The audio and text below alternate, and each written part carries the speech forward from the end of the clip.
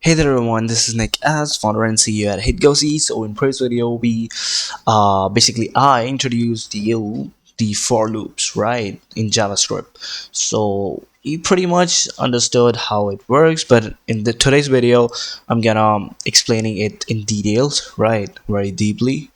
So basically the workflow, how it works, the for loop, right.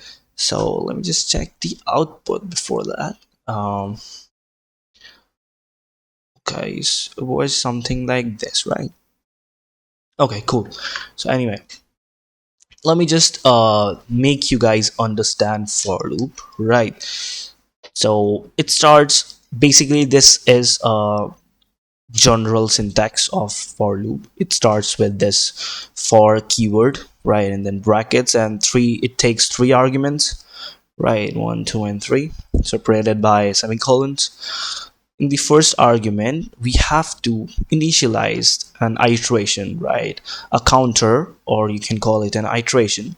You can basically denote it with any of the alphabet, right? Make sure to not use a constant, but an alphabet. You can take X, A, B, C, whatever you may like. We'll go with I, right? So initializing it with zero is, it's not really necessary, but sometimes we go with uh, one, sometimes two, sometimes three, depending upon your requirements, right? So we'll go with zero because in programming sector, when we work with arrays, lists, we have first element is the zeroth element, right? We starts from zero, so zero is considerable. Zero has value, right? So yeah, okay, so we initialize this iteration I, right, in the first argument. Then the loops get transferred to the second one. It basically checks whether you can use less than or equals to or greater than equals to, whatever you may like, right? So here, this argument needs to be true, right? So if it is false, then the for loop stops, right? So this has to be true in order to work with for loops, right? So it would check whether the I is less than 5 or not, right? So let me just show you with some sort of an example, right? Let's say, okay, let's just, okay, so there we go. Just a sec, yeah. So when I, let's say when I equals to, okay, this I plus plus thing is basically, just right, I plus plus equals to I, uh, maybe we can go with implies I equals to I plus 1, right? You can basically use I plus, oh sorry, not I plus 2, but I plus equals 2, right? It would denote I equals to I plus 2, right? You can go with I plus 3, whatever you may like, right? Or you can also write this, it works the same, right? So we'll go with I plus plus. Let me just, yeah. So okay, so we'll go step by step, right? We'll basically understand the workflow of this for loop. Where does it go, basically, right? All the path and tracks. Okay, so when I equals to 0, right? So initially we have I equals to 0, then it would check the second argument, that whether this I is less than 5 or not.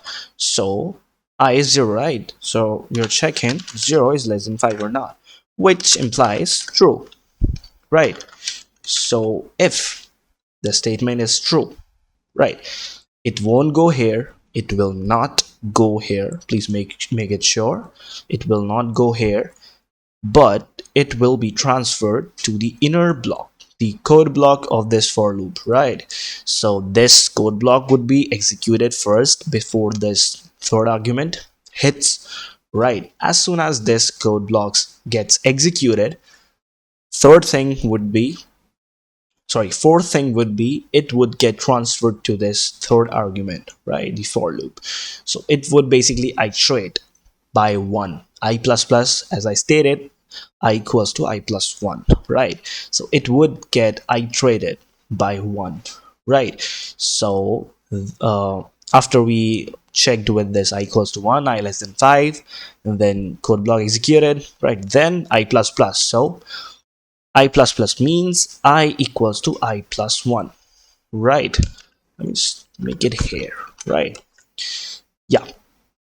So, right, this is how a for loop works. So now after it iterated the value of I by 1, now I becomes what exactly the value of I is. It is,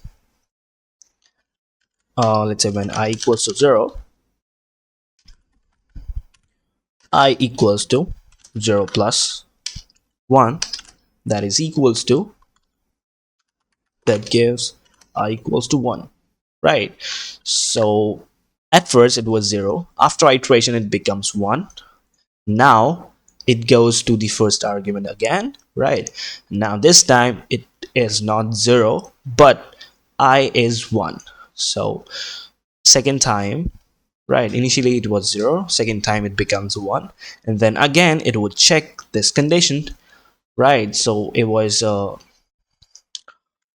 when I equals to 1, right? So it would check 1 is less than 5 or not, which is true. If it gives true, then again this code block will be executed.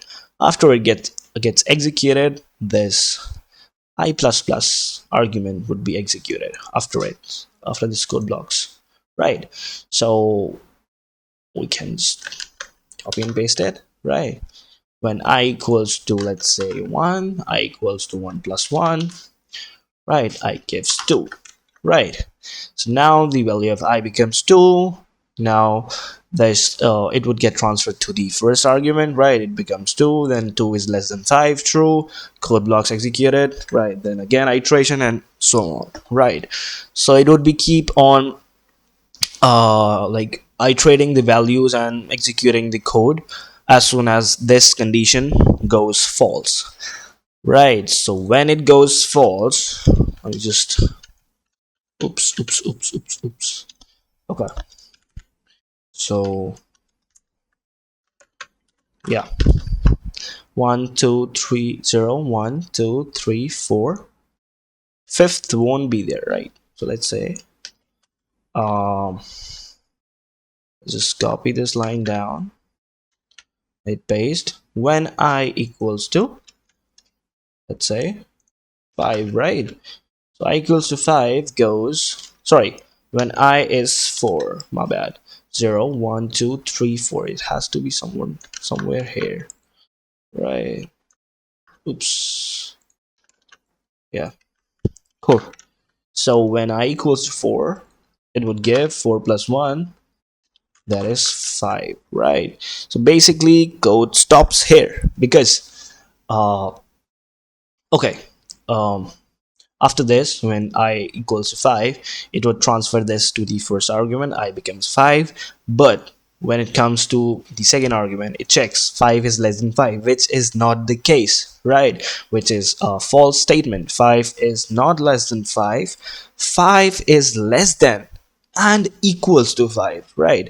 If there is, let's say, 5, sorry, I is less than equals to 5, then this statement would give you a true statement, right? This would be a true statement, right? So make sure 5 is not less than 5, it becomes false. As soon as this becomes false, the code ends, the for loop ends, right? So yeah, this is how it works, right? Let me just copy this down,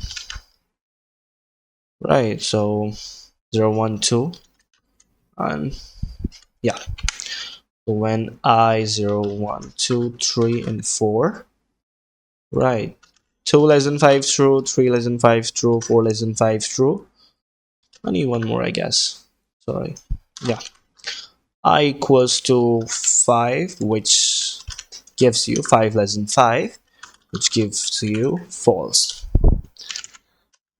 For loop stops here, right? So this is how we work with for loops over here. So that's pretty much it. It's an important part of the JavaScript, right? Not in JavaScript, but for loops are in various programming languages, including Java, C++, C Sharp, Python, JavaScript as well, right? So make sure to just practice it, right? So yeah, that's pretty much it for the video, right? Thanks for watching. See you in the next upcoming videos. Peace out.